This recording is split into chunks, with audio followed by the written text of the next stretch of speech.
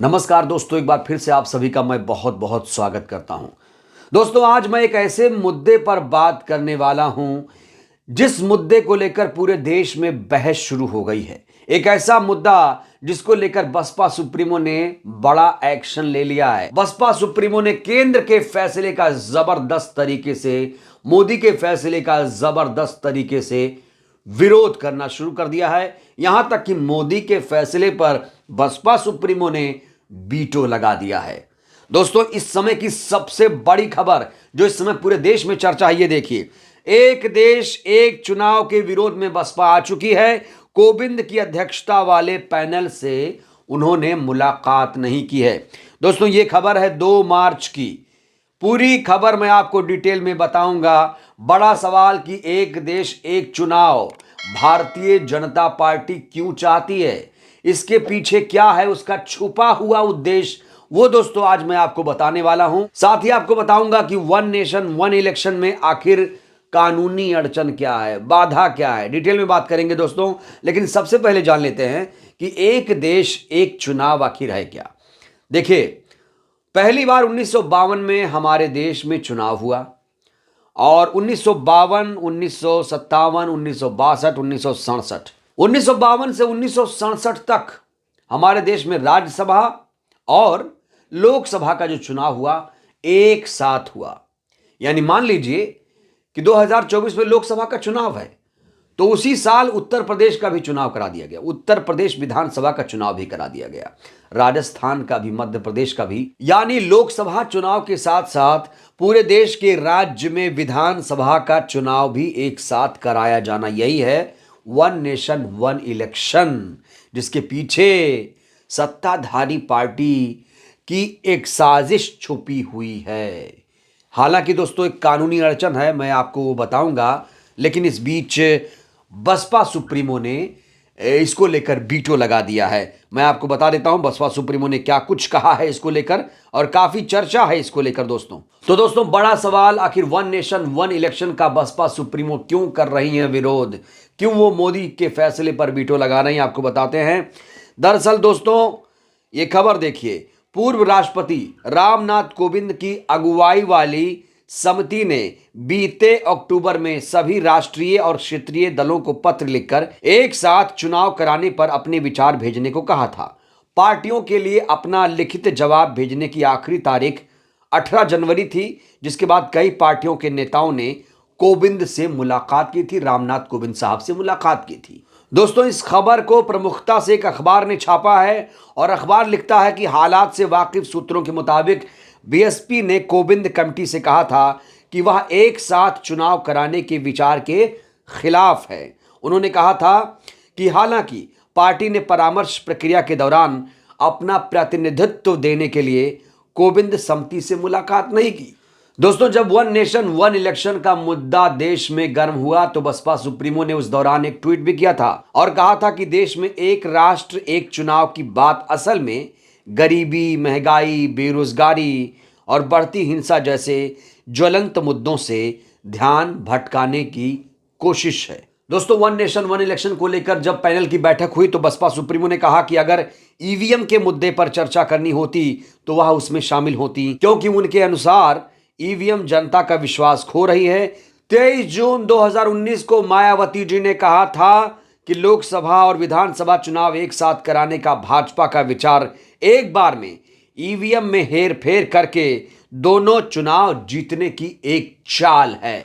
तो दोस्तों, one nation one election को लेकर बसपा सुप्रीमो ने 2 टूक जवाब दे दिया है कि ये जो कानून सरकार ला रही है इसके पीछे बड़ी साजिश है। साजिश ये कि एक साथ ईवीएम में हेरा फेरी करके पूरे देश में ये काबिज होना चाहते हैं। साथ ही साथ उन्होंने कहा था कि ये जो कानून की बात सरकार कर रही है, इस समय जो बात कर रही है, चुनाव है, ऐसे समय में ऐसी बात करना बेरोजगारी, महंगाई, गरीबी, भ्रष्टाचार मुख्य मुद्दों से जनता का ध्यान भटकाने की एक कोशिश है। दोस्तों, यहां पर बड़ा सवाल यह भी है कि बसपा सुप्रीमो आखिर इसके खिलाफ क्यों हैं। तो देखिए, सिर्फ बसपा सुप्रीमो ही नहीं, कई सारे कानूनविद विशेषज्ञ भी ये कह रहे हैं कि फिलहाल ये अमल में नहीं लाया जा सकता, क्योंकि उसके लिए संविधान संशोधन की आवश्यकता होगी। पूर्व चुनाव आयुक्त ओपी रावत ने क्या कहा है इस मामले को लेकर मैं आपको बताता हूं दोस्तों। चुनाव आयोग ने केंद्र सरकार को बताया था कि दोनों चुनाव साथ कराना संभव है। इसके लिए सरकार को 4 काम करना होगा। इसके लिए सबसे पहले संविधान के 5 अनुच्छेदों में संशोधन करना जरूरी होगा। इसमें विधानसभाओं के कार्यकाल, राष्ट्रपति शासन लगाने के प्रावधानों को बदलना होगा। दोस्तों, इसको लेकर एक्सपर्ट भी कुछ ऐसी ही राय दे रहे हैं। वन नेशन वन इलेक्शन के लिए संविधान संशोधन जरूरी होगा। संविधान के अनुच्छेद 83, 172, 356 के प्रावधानों में संशोधन के बिना लोकसभा और राज्यों का विधानसभा चुनाव एक साथ कराया जाना संभव नहीं है। संविधान विशेषज्ञों के मुताबिक अनुच्छेद 83 और 172 में संशोधन करना होगा, जिसमें यह कहा गया है कि सदन का कार्यकाल 5 साल का होगा। इसमें यह भी कहा गया है कि इस अवधि के पहले सदन को भंग करना होगा। तो दोस्तों, संविधान संशोधन के बिना वन नेशन वन इलेक्शन कराना असंभव है। दोस्तों, हमने आपको पहले ही बताया कि देश में 1952 से लेकर 1967 तक लोकसभा और विधानसभा चुनाव एक साथ हुए। तो ऐसी क्या दिक्कत आई थी? दिक्कत यह आई थी कि केंद्र सरकार ने आर्टिकल 356 का इंप्लीमेंटेशन किया। आर्टिकल 356 मतलब राष्ट्रपति शासन लगाया। अब जब किसी राज्य में राष्ट्रपति शासन लग जाता है तो विधानसभा भंग हो जाती है। मान लीजिए कि 2024 में पूरे देश में चुनाव हुआ और 25 में किसी राज्य में विधानसभा भंग हो गई, तो फिर तो उसको आगे चुनाव कराना पड़ेगा 6 महीने के अंदर या 1 साल के अंदर।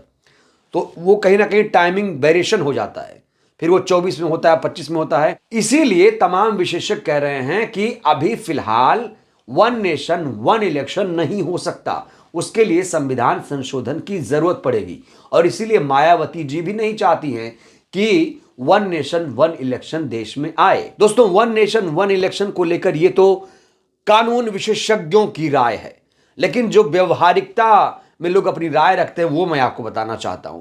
देखिए दोस्तों, जैसा कि आपको मालूम है कि जो सत्ताधारी पार्टी है, जो केंद्र में बैठी हुई है, जो 400 पार का सपना देख रही है, 400 पार सीटों का सपना देख रही है, जो 370 पार का नारा लगा रही है, जो तीसरी बार कह रही है कि हम सत्ता में आएंगे, दरअसल वो ये चाहती है कि पूरे देश में उसी की ही सरकार रहे। दोस्तों, वन नेशन वन इलेक्शन का मतलब क्या हुआ? ये तभी संभव है जब एक पार्टी की सरकार पूरे देश में चले, जब केंद्र में एक पार्टी की सरकार हो और राज्यों में भी एक पार्टी की सरकार हो। जब एक पार्टी की सरकार होगी तो वो विधानसभा भंग नहीं होगी, तब वहां राष्ट्रपति शासन नहीं लगाया जाएगा। राष्ट्रपति शासन का इस्तेमाल उसी राज्य में होता है जहां केंद्र में दूसरी पार्टी की सरकार हो और राज्य में दूसरी पार्टी की सरकार हो।